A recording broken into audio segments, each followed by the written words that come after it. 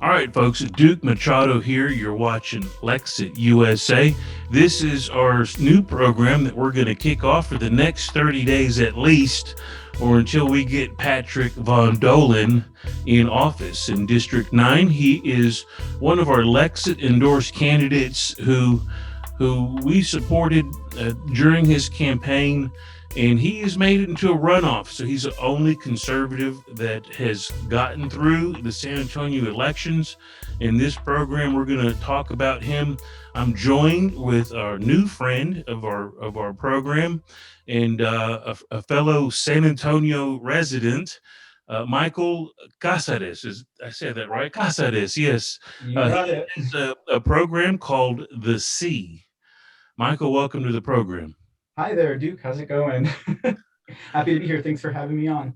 Well, you found us. You kind of got turned on to some articles or something like that, and followed some of our candidates and got in touch with us. So, whenever we have like-minded people out there, we have to connect and we have to, promote each other. So, I like what you do. I love all the Trump support.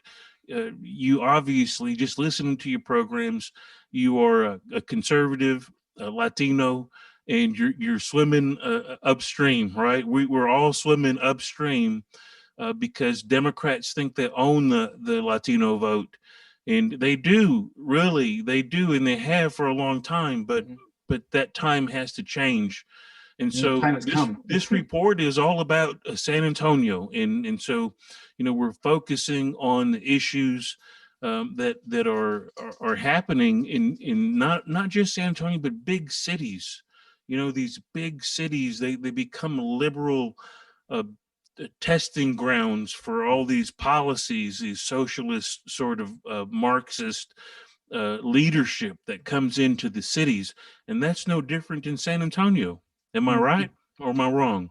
No, you're absolutely right. And in fact, I think probably San Antonio has been more ingrained and ensconced in that liberal way of belief, like from cradle to the grave. If you're a Latino in San Antonio or anywhere in Texas or maybe even the United States, you are a diehard Democrat from birth to grave. And it's unfortunate, but at the same time, it's nice to see that there's an uprising, I guess you could say, of Latinos who are waking up to the fact that we've been conservative this whole time. We've just been kind of bought into this idea, and it's been blanketing us our whole lives. Yeah. Yeah. So before we get into the details of or some of the issues, I just want to get our audience to understand who you are, why I have you on, and all that good stuff. That's the real good stuff that people don't get to hear. I mean, you're a host, I'm a host. We don't really get questioned. We don't get interviewed, right? We're the ones giving the interviews. But Yeah.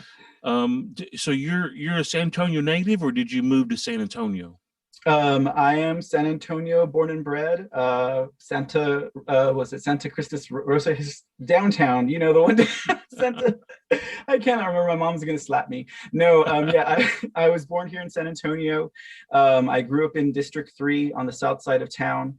That was my home for 25 years. And then I moved away to Austin, so just up the road, literally.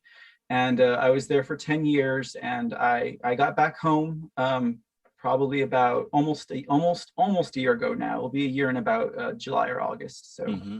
So yeah. what's your background? What kind of work do you do? Well, I'm very blue collar worker. You know, I had some college experience, didn't graduate, but like um, basically just your regular 9 to 5. The last gig I had was an operations manager. I pulled that gig for about 10 years, but my passion and the things that I do have always been in like the creative fields. So, you know, I'm a writer. I've also had some work published, do poetry, all that good stuff. I used to do all the poetry scenes here. I don't know if you ever heard of like the Sun Poets Society down in San Antonio. Maybe some San Antonio people will know who I'm talking about, but I don't really travel in those groups anymore because Yeah. they're just awash with that liberal train of thought. And it's not to pick on that per se, but it's just you can only take so much of it, you know. So I mean, you're like a lot of people, a lot of Latinos like myself. We're busy, we're working, we're Mhm. providing for our families. We're Mhm. we're not really paying attention to politics Yeah. or the intricacies of politics. Mhm. And like you said, we're all born into Democrat families and Mhm.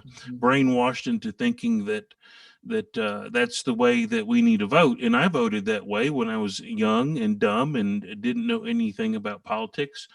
It took who was I think the first I voted for Bill Clinton twice. Oh That wow. goes to show you how naive I was and how brainwashed I was into thinking that here I am defending this guy and for no reason. I would talk to Republicans and they'd look at me and they'd turn red in the face with Mm. and I thought, wow, I was one of those people who thought I knew everything. I knew that Republicans were against those of us trying to rise up. Because that's just what my grandparents taught us, all of our families taught us.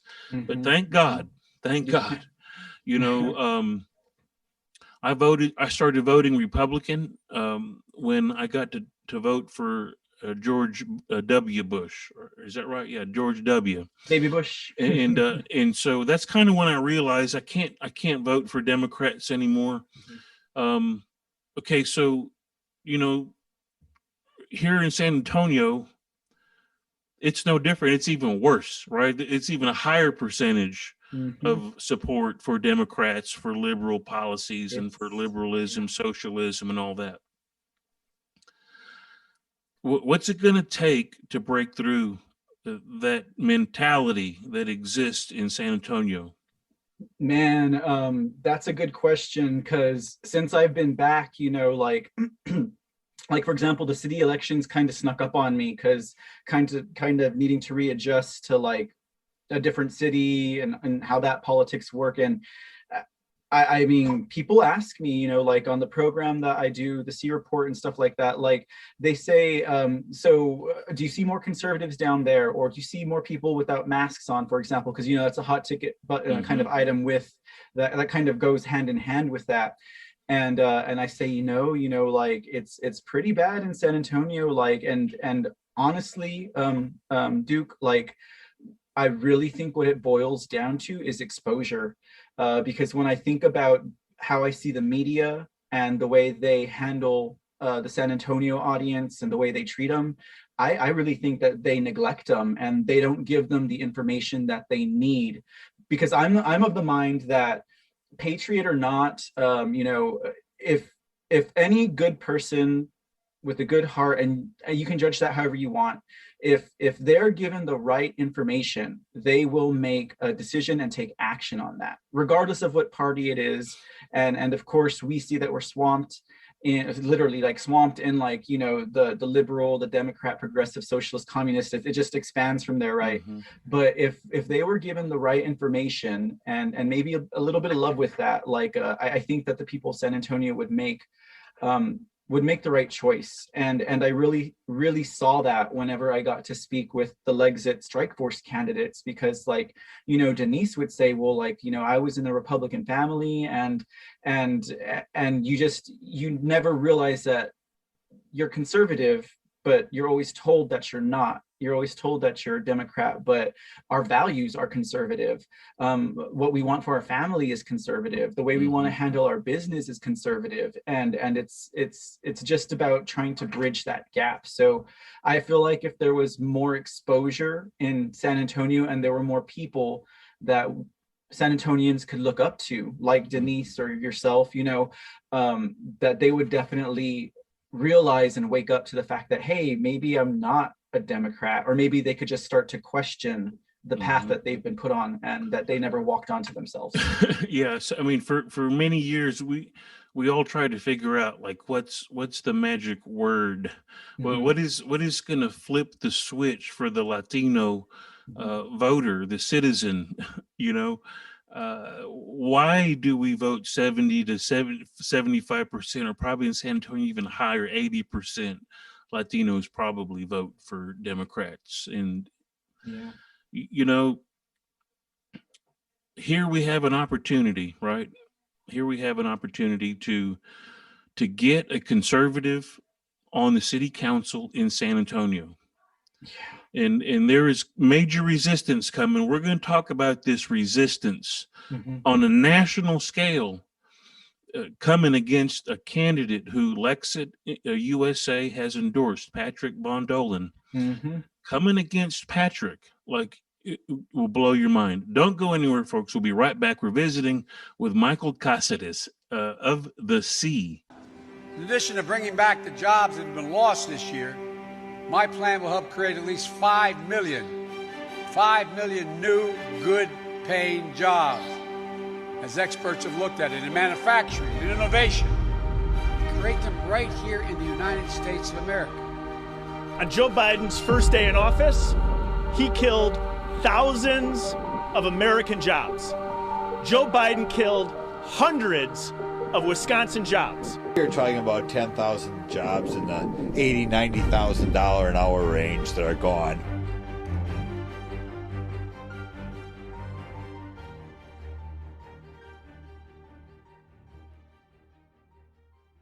All right, folks, Duke Machado, Lexit USA, we're back. We're doing the San Antonio Report, and we're going to continue this program for at least 30 days, at least as long as it takes to get Patrick Von Dohlen elected.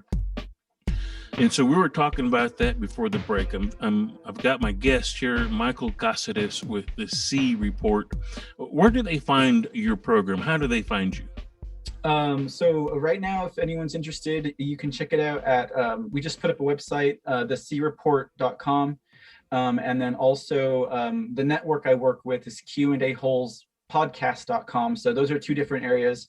And also if they would like to check out it, cause we do the show live Monday through Friday, 4 p.m. San Antonio time. You can go to the foxhole.app and just look for Mr. C. That's the moniker I go under is Mr. C. So yeah, that's what you could find me as. But I'm proud about my name. Michael Casares. That's who I am. So yeah, I'll call you Mr. C from here on out. So here we have, like I was saying, Beto O'Rourke or Robert. I want to say Robert Francis. That always reminds me of that movie Stripes. Nobody calls me Francis. Oh my God, that might be before your time. But Beto O'Rourke, who is your darling liberal socialist, most progressive person in Texas, him and Wendy Davis trot around together, two liberals like peas in a pod, right? Beto O'Rourke is doing all he can to take away our guns. Yeah. Right? He doesn't want Texas residents or any American citizen. He really doesn't want us owning what he might call assault weapons. So he wants to take them away. Biden wants him to take our guns away. So what does Biden do? He gets Beto to help him to work on ways to get our guns away. And so this person, Beto O'Rourke, a lot of when he ran for Senate, he came pretty close to beating Ted Cruz. So he had a moneyed campaign behind him. Yeah, and he's got the money behind him. So the DNC, the the National Party, loves him. They love he's an Obama clone. And they speak alike. Their mannerisms are all alike, and their pitch and their tone. And he's just like an Obama Jr. I feel like he mimicked Obama like almost every step of the way, and exactly like you say, from the way he speaks to yeah. So, I really can't stand that guy. I'm sorry. No, I can't either, and that's why it's so important that he is supporting the opponent of Patrick Von Dohlen, the incumbent, and I had his name written down here. I'm drawing a blank for some reason. Anyway, so John Courage. Courage. There it is. So John Courage is supported and endorsed by Beto O'Rourke. So that tells you all you need to know about John Courage. Everything you need to know about John Courage. That means he's going to walk the line of the O'Rourke future of the Democrat Party. And what is that? You're seeing it. You're seeing what the Biden administration is doing right now on the border. Yeah. And if I may say, that just also goes towards Beto O'Rourke's hypocrisy, because during the Trump administration, during his term, he was out there with his people of El Paso, with singing "Kumbaya" and having their guitars, and calling for the freedom of the children from what he says were Trump's cages. What, you don't see him anymore. We have people who are under the bridges, in the dirt, waiting to come into this country because of Biden's stripping away all of President Trump's executive orders. And yet at the same time, Beto's mum on the whole issue. You don't see anything about Beto. So I think if people are really awake, they'll see his hypocrisy here as well. Well, they don't expect us to be awake. That's for sure. Beto, well, I don't know. Latinos don't like the idea of being having our Second Amendment stripped. They don't like the infringement on that. Latinos, that's one thing where we stand united in most cases, I would say. We don't want them coming after our guns. We want to be able to protect our families, our property. And so I think that's something we can unite around. But look, it's in San Antonio. All those folks that are getting through with cartel assistance, that are all getting through, where are they going? They're going right up the highway to San Antonio. They're getting bussed. They're getting bussed and dropped off downtown San Antonio. I've seen them. That brings to mind the whole issue that was going on with the Freeman Coliseum down here in San Antonio, because we kept hearing about how they were opening up all of these new facilities. Like they had the one in Donna, then they had the one in Carrizo Springs that they were opening up to house these I'm just going to say illegal immigrants and the children as well, which that's very troubling. But when I found out that they were here in San Antonio at the Freeman Coliseum, and it was 13,000, it was all girls. It was all children. I don't think it was all girls. It was just children.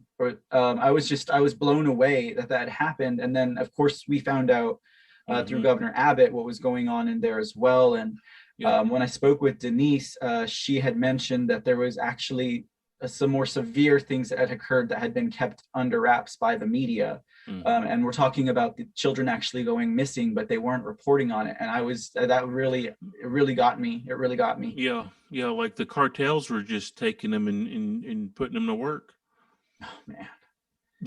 And for those of us who know that kind of work, it's not your 9 to 5, No, it is not. It's horrific what's happening, and it's all on the Biden administration's watch. It's all on Kamala Harris and Joe Biden and all of those people who voted for them. All of the little socialists that you see on social media, they're on Facebook trying to convince their friends that, that their way is the better way, separating and dividing this country. Is sowing the seeds of racism everywhere they go, trying to rewrite history. Right. I'm really sick and tired of the bending that Americans are doing. Good patriotic Americans, we've been bending, and I'm telling you, I feel like we're about to break, and we're about to break, and we won't be able to recover.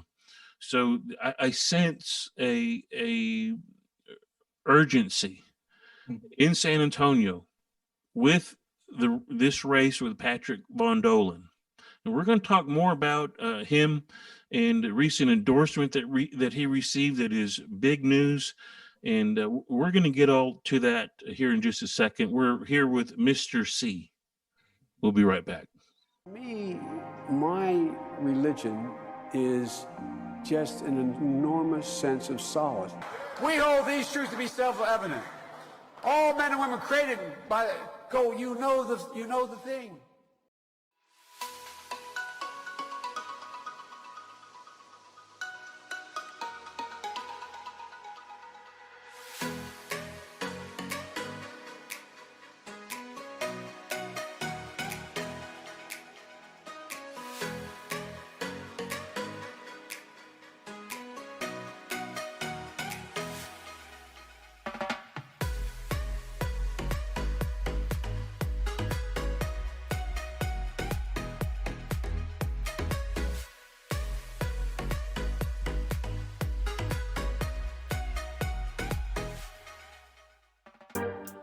All right, folks, Duke Machado back here with Mr. C, our guest tonight. We're talking about San Antonio and politics, local issues, things that people need to be aware of. You know, the media, you're saying earlier that the media does not do any favors for conservatives. Mm-hmm. The message of conservatism is drowned out by all of those, all of those networks. Our candidates, they couldn't get any sort of national or even local, really, media attention.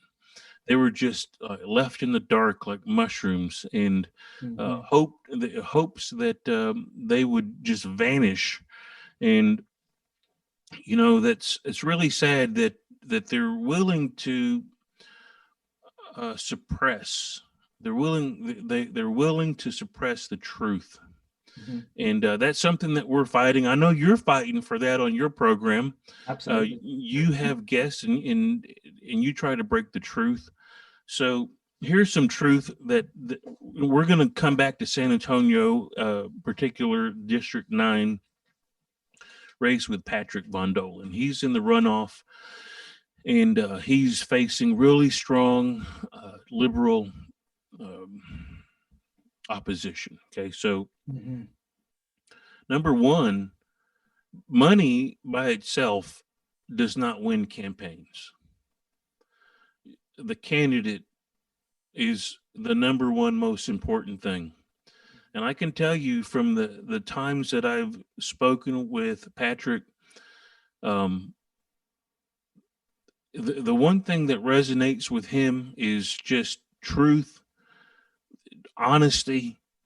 He's not going to tell you something that's not true. He's going to tell you the hard things that you need to hear, the tough things that may not sit well, but issues that need to be resolved. He's going to look for solutions. And that's what you got to have in a candidate. You got to have a willingness to listen, and he will listen. He listening now. That's why he's in the runoff. People heard his message, and one of the things that he fought really hard to oppose was Prop A. In San Antonio, everyone knows what Prop A is. It became dubbed a blank check for the city. The city essentially now, because there's more liberals in San Antonio than conservatives, and the voter turnout, we just don't show up for city elections. This Prop A passed. So now the city has the ability to create bonds or pass bonds to support or for projects that they want to do without getting voter approval. So they can say, oh, hey, you know what? We need to build a 5,000 unit housing complex over here. And we're going to get our friend so-and-so from such and such construction company and so from such and such concrete company and all of these companies that are going to be involved in this creation of these facilities. And we're going to support that with a bond, and the people aren't going to have a say in that. Yeah. It's like Patrick had done such a good and eloquent job of breaking down what Prop A would be. It's like it's for pet projects, no accountability, and it really just like what it sounds like. Exactly what it is it's more like for it's kind of like cronyism, like they just help their buddies out. And nothing can be said about the people of San Antonio, whether or not that is something that they would want in their community. And even so as far as to say something like, we're going to build affordable housing, but then it's like, affordable housing for who? All of your friends from California you're bringing over? Or like, what is it that we're going to be doing with that? So Patrick was very well spoken. He really, really like blew my mind. I felt like he could be running for something so much higher than a District 9 or San Antonio, but at the same time, I think we're blessed that we have him on our side and that he made it into these runoffs for us, because I tell you what, like, we really need it in San Antonio. We really need that There change. has to be a voice of opposition. Imagine the city council. One liberal comes up and says, "I want to do this liberal thing," and it goes around. Yes, I want to do that liberal thing too, and everyone just goes chip chip chip chip chip chip chip. Okay, great. Let's all get our photo op on this big liberal project. Progressive. They'll call it progressive, whatever it is. To But me, that's even now, worse. if we can get Patrick on that city council, it's going to go, and he's whoa. Yeah, he's going to be that check and balance right there. Yeah, he's going to say howdy. He's going to hit him with the howdy. That's for sure. That's a Texas A&M thing, and Aggies. I think Aggies will support him. We need all the Aggies in San Antonio to come out and support Patrick Von Dohlen. I mean, I hook 'em horns, but I still support Patrick. What's that? I said I hook 'em horns, but I'd still support Patrick. You still support Patrick? Yeah, absolutely. That says a lot. It does. Yeah, even it doesn't matter if you're a freedom loving person, you have to want to support Patrick, because that's who he is. He's one of the good guys. He's going to fight for what's right. His family values, his core, who he is. That's who we need. We don't need, like you said, all the cronyism goes on. He's going to be the voice of reason. So in future programs, we'll have him on, and we'll get into the nitty gritty, as they say, and into the details of things and how he feels about things. But there is a lot of issues that people want solutions for. The homeless issue in San Antonio. You probably got more information on that than I do.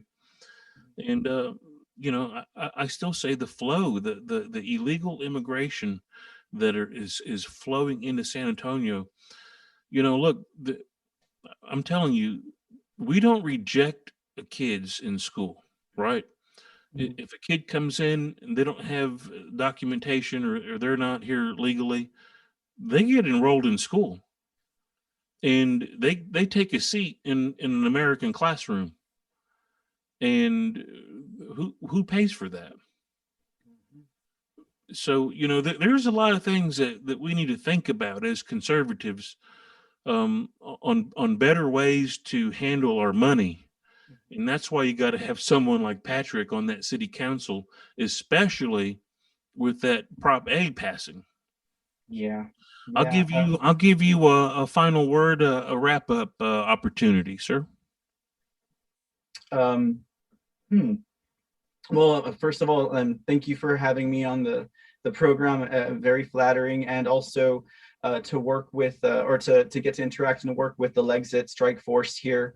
I was very stunned in a good way because basically when I'd found out about the city elections, I was looking for that candidate. I mean, searching for the one in my district, obviously, but then when I found out there was this whole, group of individuals who were fighting for that same cause and trying to bring the conservative voice to the Latino community, and also to be that example that we do exist, we're out there, that was very reassuring, and it was very encouraging. And to know that Lexit was more than just a thought or an idea, it was actually a force that had stamina behind it and could move, and we're seeing that now. Because it's like you said, with this election, with the city of San Antonio, this municipal election, it was the highest turnout in San Antonio's history. And that says a lot. And that says that San Antonio is ready for a change, and whether it was Prop A or B that brought the candidates, the voters out, or the candidates themselves, I know that it was because I think it's something that's in the undercurrent of San Antonio for the people, that we're ready to see something different, and we're ready to just be done with what we've been doing for the last, 5, 6, 7 decades, maybe. Oh, I sure hope so. One thing that I learned in our calls that we were doing for Denise Gutierrez Homer for mayor, So few people knew that there were even city elections taking place, and we're calling Republicans. So it's crazy. A city of 1.7 million in San Antonio. How many voted? 100,000? 100,000 plus. That's Yeah. it. Yeah. So it's That's just, it. it's not And even like probably 10%. nobody in District 3. You know what I think? I think District 3 probably has one of the lowest turnouts. And again, that's what I talk about, the exposure and the Mhm. suppression of that information is it was probably all of the Democrats and their rich friends that voted, and we're lucky that we got a runoff and that we beat Prop B, We're Yeah, lucky. barely Yeah. beat Prop B. Oh, that's one thing I wanted to say. Mhm. So before the break earlier, I said that Patrick had received an endorsement. The San Antonio Police Association just endorsed him a few days ago. They endorsed Patrick's campaign. It's impressive. They didn't endorse anyone in the general election. Mhm. He's the only person to be endorsed in this election cycle. Mhm. So what does that tell you, folks? They don't play games. They know they need a fighter. They need someone to defend the police and to fight on the side of what's right, and not to be swayed by all the BLMs and all these leftist groups that come and apply Marxist. pressure, the Marxism, the way they attack. You got Antifas, you got all these folks. Mhm. Hey, it's not a difficult decision. We just got to get the word out. Share this program. Let people know. If you're in San Antonio, let them know Patrick Von Dohlen needs your help. You can donate to his campaign. Go to his website. I'll have a link up. You can just go to his site and donate. He needs it. Doesn't matter where you're at. So I guess I took the final word. That was all good. Mr. Steve, thank you so much for joining me tonight and on our program. We will have you on again as we get maybe more reports as to what's happening in San Antonio. It's been a pleasure visiting with you, getting to know you a little bit better, and hopefully you'll get to know our Lexit group, and we'll get to know your fan base as well, and work together in the future. Duke Machado, folks, Lexit USA, we're out of here.